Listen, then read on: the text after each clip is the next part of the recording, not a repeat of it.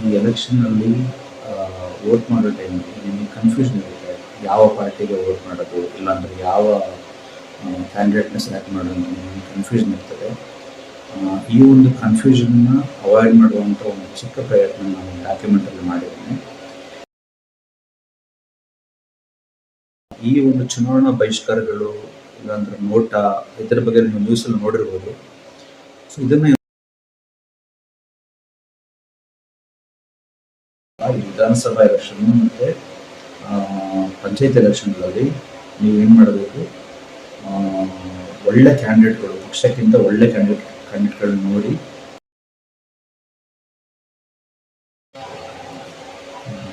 Hello friends, ಇವತ್ತು ನಾನು ಈ ಎಲೆಕ್ಷನ್ನಲ್ಲಿ ವೋಟ್ ಮಾಡೋ ಟೈಮಲ್ಲಿ ನಿಮಗೆ ಕನ್ಫ್ಯೂಷನ್ ಇರುತ್ತೆ. ಯಾವ ಪಾರ್ಟಿಗೆ ವೋಟ್ ಮಾಡೋದು, ಇಲ್ಲಾಂದರೆ ಯಾವ ಕ್ಯಾಂಡಿಡೇಟ್ನ ಸೆಲೆಕ್ಟ್ ಮಾಡೋದು ಅಂತ ನಿಮಗೆ ಕನ್ಫ್ಯೂಷನ್ ಇರ್ತದೆ. ಈ ಒಂದು ಕನ್ಫ್ಯೂಷನ್ನ ಅವಾಯ್ಡ್ ಮಾಡುವಂಥ ಒಂದು ಚಿಕ್ಕ ಪ್ರಯತ್ನ ನಾನು ಡಾಕ್ಯುಮೆಂಟಲ್ಲಿ ಮಾಡಿದ್ದೇನೆ. ಯಾವುದೇ ಒಂದು ಎಲೆಕ್ಷನಲ್ಲಿ ನೀವು ಒಂದು ವೋಟಿಂಗ್ ಟೈಮಲ್ಲಿ ಇಂಪಾರ್ಟೆಂಟಾಗಿ ಏನು ನೀವು ಗಮನಿಸಬೇಕು ಅಂತಂದರೆ, ಇದು ಯಾವ ಎಲೆಕ್ಷನ್, ಲೋಕಸಭಾ ಎಲೆಕ್ಷನ್ನ, ಇಲ್ಲ ವಿಧಾನಸಭಾ ಎಲೆಕ್ಷನ್ನ, ಇಲ್ಲ ಪಂಚಾಯತ್ ಎಲೆಕ್ಷನ್ ಅಂತ ಹೇಳ್ತಾರೆ. ಈಗ ಲೋಕಸಭಾ ಎಲೆಕ್ಷನ್ನೇ ಬೇರೆ, ವಿಧಾನಸಭಾ ಮತ್ತು ಪಂಚಾಯತ್ ಎಲೆಕ್ಷನ್ ನಡೆಯುವಂಥ ಪರ್ಪೋಸೇ ಬೇರೆ ಇರ್ತದೆ. ಏನಂತಂದರೆ, ಲೋಕಸಭಾ ಎಲೆಕ್ಷನ್ ಅಂದರೆ ಅದು ನಮ್ಮ ದೇಶದ ಪ್ರಧಾನಮಂತ್ರಿ ಮತ್ತು ರಕ್ಷಣಾ ಮಂತ್ರಿ ಒಂದು ಸೆಲೆಕ್ಟ್ ಮಾಡುವಂಥ ಒಂದು ಎಲೆಕ್ಷನ್ ಆಗಿರ್ತದೆ. ನೆಕ್ಸ್ಟ್ ನಾವು ಈಗ ಏನು ವೋಟ್ ಮಾಡ್ತೇವೆ, ಆ ವೋಟ್ ಹಾಕಿರೋ ಕ್ಯಾಂಡಿಡೇಟ್ಗಳು ಇಲ್ಲಿ ಅಷ್ಟು ಇಂಪಾರ್ಟೆಂಟ್ ಬರೋದಿಲ್ಲ. ಆ ಕ್ಯಾಂಡಿಡೇಟ್ಗಳದ್ದು ಏನು ಅಲ್ಲಿ ಪ್ರೆಸೆನ್ಸ್ ಇದೆ, ಅವ್ರದ್ದು ಏನು ಅಲ್ಲಿ ಟೋಟಲ್ ಕೌಂಟ್ ಏನು ಸ್ಟ್ರೆಂತ್ ಅಂಡ್ ಫಾರ್ಮ್ ಆಗುತ್ತೆ, ಅದು ಯಾವ ಪಕ್ಷದಲ್ಲಿ ಆ ಸ್ಟ್ರೆಂತ್ ಜಾಸ್ತಿ ಆಗಿ ಆ ಪಕ್ಷ ಅಲ್ಲಿ ರೂಲಿಂಗ್ ಬರುತ್ತೆ, ಆ ರೂಲಿಂಗಲ್ಲಿ ಯಾರು ಪ್ರೈಮ್ ಮಿನಿಸ್ಟರ್ ಆಗ್ತಾರೆ ಅಂತಂದರೆ ಇದು ತುಂಬ ಇಂಪಾರ್ಟೆಂಟ್ ಆಗ್ತದೆ. ಈಗ ನೀವು ಇಲ್ಲಿ ನಿಮಗೆ ಬೇಕಾಗಿರೋ ಕ್ಯಾಂಡಿಡೇಟ್ಗಳಿದೆ ಅಂದರೆ ಕ್ಯಾಂಡಿಡೇಟ್ಸ್ ಚೆನ್ನಾಗಿಲ್ಲ, ಇಲ್ಲ ಅಂದರೆ ನಿಮಗೆ ಯಾವುದು ಬೇರೆ ಕ್ಯಾಂಡಿಡೇಟ್ಗಳು ಬೇಕು, ಹಂಗೆಲ್ಲ ಹೇಳ್ಬಿಟ್ಟು ನೀವು ನಿಮ್ಮ ಕ್ಯಾಂಡಿಡೇಟ್ಗಳಿಗೆ ನೀವು ವೋಟ್ ಹಾಕಿ ತಿಳಿಸ್ತಾ ಹೋದರೆ ಅಲ್ಲೇನಾಗುತ್ತೆ, ಒಂದು ಯಾವ ನಿಮಗೆ ಪ್ರೈಮ್ ಮಿನಿಸ್ಟರ್ ಬೇಕಾಗಿತ್ತು, ಯಾವ ಒಂದು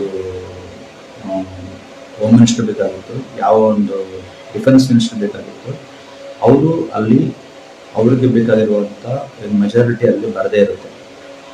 ಸೊ ಈ ಸಂದರ್ಭದಲ್ಲಿ ನೀವು ಇಲ್ಲಿ ಅಂದ್ಕೊಂಡಿರ್ತೀರ, ನಿಮಗೆ ಅಲ್ಲಿ ಏನಂತಂದ್ರೆ ನಮ್ದು ಇಲ್ಲಿ ಒಂದು ಕ್ಯಾಂಡಿಡೇಟ್ ಬರುವಾಗಿಲ್ಲ, ಅಲ್ಲಿ ಮೆಜಾರಿಟಿ ಬರುತ್ತೆ ಅಂತ ಅಂದ್ಬಿಟ್ಟು ಕೆಲವೊಂದು ಟೈಮಲ್ಲಿ ಈ ಥರನೇ ಮಿಸ್ಟೇಕ್ಗಳಾಗುತ್ತೆ. ಅಲ್ಲಿ ಮೆಜಾರಿಟಿಗೆ ಸ್ವಲ್ಪ ಸೀಟ್ಗಳು ಕಡಿಮೆ ಆಗಿಬಿಟ್ಟು ನಿಮಗೆ ಯಾರು ಅಲ್ಲಿ ಬರಬಾರ್ದು ಅಂತ ಅಂದ್ಕೊಂಡಿದ್ದೀರಾ, ಯಾರು ಪ್ರೈಮ್ ಮಿನಿಸ್ಟರ್ ಆಗಿರುವಂಥ ತುಂಬ ವೀಕ್ ಪ್ರೈಮ್ ಮಿನಿಸ್ಟರ್ಗಳು, ಇಲ್ಲ ಅಂತಂದರೆ ಅಷ್ಟೊಂದು ಅವರಿಗೆ ಒಂದು ಸ್ಕಿಲ್ಸ್ ಇಲ್ಲದಿರುವಂಥ, ಒಂದು ತುಂಬ ಅದಕ್ಕೆ ಸೂಟಬಲ್ ಇಲ್ಲದಿರುವಂಥ ಪ್ರೈಮ್ ಮಿನಿಸ್ಟರ್ಗಳು ಬರೋ ಚಾನ್ಸ್ ಇರುತ್ತೆ.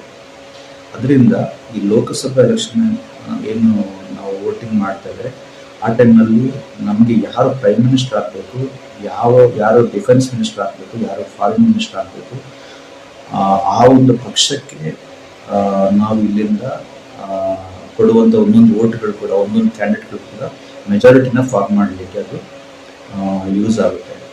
ಅದರಿಂದ ನೀವು ಏನು ಅಂತಂದರೆ, ಲೋಕಸಭಾ ಎಲೆಕ್ಷನ್ ಏನು ವೋಟಿಂಗ್ ಮಾಡ್ತೀರಾ, ಅದು ನಿಮಗೆ ಬೇಕಾಗಿರುವಂಥ ಒಂದು ಪ್ರೈಮ್ ಮಿನಿಸ್ಟರ್ ಮತ್ತು ಬೇಕಾಗಿರುವಂಥ ಒಂದು ಯಾರು ರೂಲಿಂಗ್ ಪಾರ್ಟಿಯಲ್ಲಿ ಬರಬೇಕು, ಆ ಕ್ಯಾಂಡಿಡೇಟ್ಗಳು ನಿಮ್ಮ ಒಂದು ಕ್ಷೇತ್ರದಲ್ಲಿ ನಿಂತ್ಕೊಂಡಿದ್ರೆ ಅವ್ರಿಗೆ ನೀವು ಇದನ್ನು ವೋಟ್ ಮಾಡಿದರೆ, ಪ್ರತಿಯೊಂದು ಏನು ಇಲ್ಲಿ ಕ್ಯಾಂಡಿಡೇಟ್ಗಳು ಯಾರೈತೆ ಅವ್ರು ಇಂಪಾರ್ಟೆಂಟ್ ಅಲ್ಲ, ಆ ಕ್ಯಾಂಡಿಡೇಟ್ಗಳದ್ದು ಮೆಜಾರಿಟಿ ಅಲ್ಲಿ ಏನು ಫಾರ್ಮ್ ಆಗುತ್ತೆ ಅದು ಇಂಪಾರ್ಟೆಂಟ್ ಆಗುತ್ತೆ.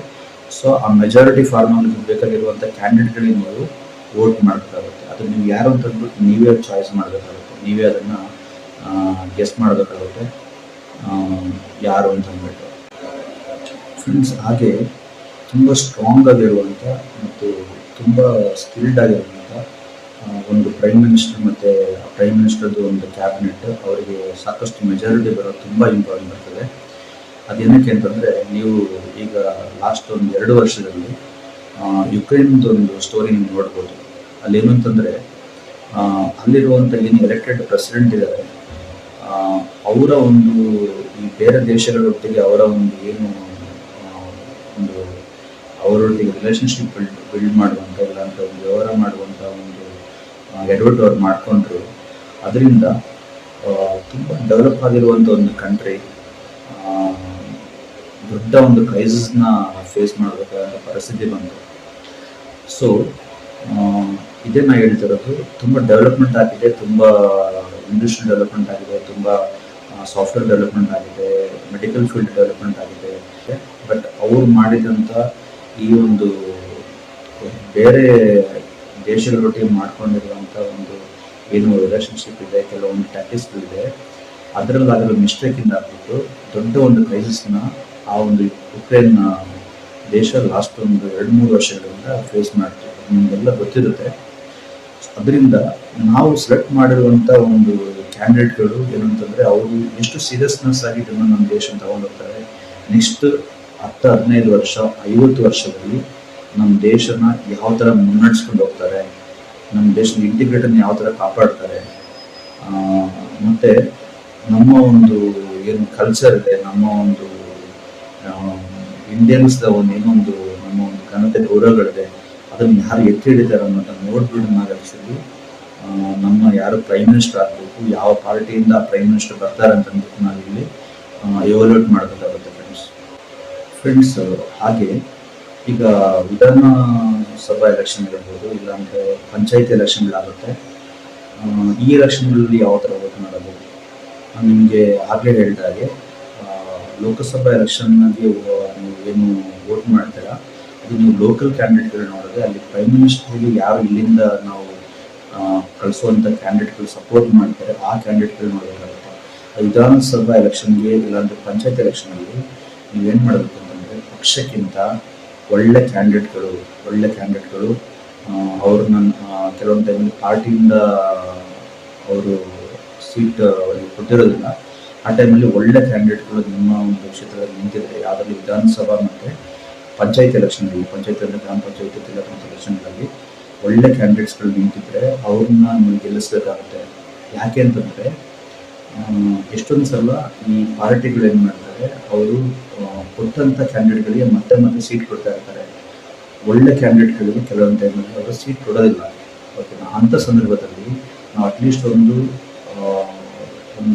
30% 40% ಈ ಲೋಕಲ್ ಎಲೆಕ್ಷನ್ಗಳನ್ನ ಪಕ್ಷ ನೋಡೋದು ನಾವು ಒಳ್ಳೆ ಕ್ಯಾಂಡಿಡೇಟ್ಗಳನ್ನ ನೋಡಿ ಸೆಲೆಕ್ಟ್ ಮಾಡಿದರೆ ಅವರು ನೆಕ್ಸ್ಟ್ ಯಾವುದಾದ್ರು ಒಂದು ಪಾರ್ಟಿಗೆ ಸೇರಿ ಒಳ್ಳೆ ಒಂದು ಪಾಲಿಟಿಷಿಯನ್ ಆಗುವಂಥ ಒಂದು ಚಾನ್ಸ್ ಇದೆ. ಮತ್ತು ನಿಮ್ಮ ಒಂದು ಲೋಕಲ್ ಏರಿಯಾಗಳಿಗೆ ಒಂದು ಒಳ್ಳೆ ಲೀಡರ್ ಸಿಕ್ಕಂಗೆ ಆಗುತ್ತೆ. ನಿಮಗೆ ಒಂದು ನಿಮ್ಮ ಒಂದು ಧ್ವನಿಯಾಗಿರ್ತಾರೆ ಅವರು. ಅವರ ಒಂದು ಏನು ನೆಕ್ಸ್ಟ್ ನಿಮ್ಮ ಏನಾದರೂ ಒಂದು ವಿಷಯಗಳಿದೆ, ಕಷ್ಟಗಳಿದೆ, ನಿಮ್ಮ ಒಂದು ಕಣ್ಣೀರಿನ ಕಥೆಗಳಿದ್ರೆ ಅವರು ಅದಕ್ಕೆ ಧ್ವನಿಯಾಗಿರ್ತಾರೆ. ಅದರಿಂದ ಈ ವಿಧಾನಸಭಾ ಎಲೆಕ್ಷನ್ ಮತ್ತು ಪಂಚಾಯತ್ ಎಲೆಕ್ಷನ್ಗಳಲ್ಲಿ ನೀವು ಏನು ಮಾಡಬೇಕು, ಒಳ್ಳೆ ಕ್ಯಾಂಡಿಡೇಟ್ಗಳು, ಪಕ್ಷಕ್ಕಿಂತ ಒಳ್ಳೆ ಕ್ಯಾಂಡಿಡೇಟ್ಗಳನ್ನ ನೋಡಿ ನೀವು ಸೆಲೆಕ್ಟ್ ಮಾಡಬೇಕು, ವೋಟ್ ಮಾಡಬೇಕಾಗುತ್ತೆ. ಅಟ್ಲೀಸ್ಟ್ 30% ಆದರೂ ಒಂದು 100ರಲ್ಲಿ ಒಂದು 30 ಜನ, ಒಂದು 20 ಜನ ಆದರೂ ಕೂಡ ನೀವು ಒಳ್ಳೆ ಕ್ಯಾಂಡಿಡೇಟ್ಗಳು, ಅವರು ಪಕ್ಷ ನೋಡದೆ ನೀವು ವೋಟ್ ಮಾಡಬೇಕು. ಮತ್ತು ಅವ್ರನ್ನ ನೀವು ಮೆಜಾರಿಟಿ ವೋಟಲ್ಲಿ ಗೆಲ್ಲಿಸಬೇಕಾಗುತ್ತೆ ಫ್ರೆಂಡ್ಸ್. ಮತ್ತು last but not the least, ಕೊನೆಯದಾಗಿ ನಾವು ಒಂದು ಇಂಪಾರ್ಟೆಂಟ್ ವಿಷಯ ಹೇಳ್ತೀನಿ ಅಂತಂದರೆ, ಕೆಲವೊಂದು ಕಡೆ ಈ ಒಂದು ಎಲೆಕ್ಷನ್ ಏನು ಈಗ ಬರ್ತಾ ಇದೆ, ಈ ಟೈಮಲ್ಲಿ ಚುನಾವಣಾ ಬಹಿಷ್ಕಾರಗಳನ್ನ ಜನರು ಮಾಡ್ತಾರೆ ಅಂತ ಹೇಳ್ತಾ ಇದ್ದಾರೆ. ಈ ಒಂದು ಚುನಾವಣಾ ಬಹಿಷ್ಕಾರಗಳು ಇಲ್ಲಾಂದ್ರೆ ನೋಟ, ಇದರ ಬಗ್ಗೆ ನೀವು ನ್ಯೂಸಲ್ಲಿ ನೋಡಿರ್ಬೋದು. ಸೊ ಇದನ್ನು ಏನು ಅಂತಂದರೆ, ಇದು ಆ್ಯಕ್ಚುಲಿ ನಮ್ಮ ಡೆಮೋಕ್ರಸಿಯಲ್ಲಿ ಮತ್ತು ನಮ್ಮ ಒಂದು ಏನು ನಮಗೆ 1947ನಲ್ಲಿ ಒಂದು ಫ್ರೀಡಮ್ ಬಂತು, ಮತ್ತು ಅಂಬೇಡ್ಕರ್ ಅವರು ಏನು ಕಾನ್ಸ್ಟಿಟ್ಯೂನ್ಸಿ ಫಾರ್ಮ್ ಮಾಡಿದ್ದಾರೆ, ಇದರಲ್ಲಿ ಈ ಎಲ್ಲ ರೈಟ್ಸ್ಗಳು ಇದೆ. ಮತ್ತು ಜನರು ಏನು ಮಾಡ್ತಾರೆ, ಅವರಿಗೆ ಅವರ ಕಣ್ಣೀರ ಕಥೆಗಳು ತುಂಬ ಇದ್ದರೆ, ನಾವೀಗ ಅದನ್ನೆಲ್ಲ ನ್ಯೂಸಲ್ಲಿ ನೋಡ್ತಾ ಇರ್ಬೋದು ನೀವು, ಅವರು ಅದನ್ನು ಎಕ್ಸ್ಪ್ರೆಸ್ ಮಾಡ್ತಾರೆ. ಎಸ್ಪೆಷಲಿ ಈ ಚುನಾವಣಾ ಟೈಮಲ್ಲೇ ಅವ್ರಿಗೆ ಅದನ್ನು ಎಕ್ಸ್ಪ್ರೆಸ್ ಮಾಡುವಂಥ ಒಂದು ಅವಕಾಶಗಳು ಸಿಗುತ್ತೆ.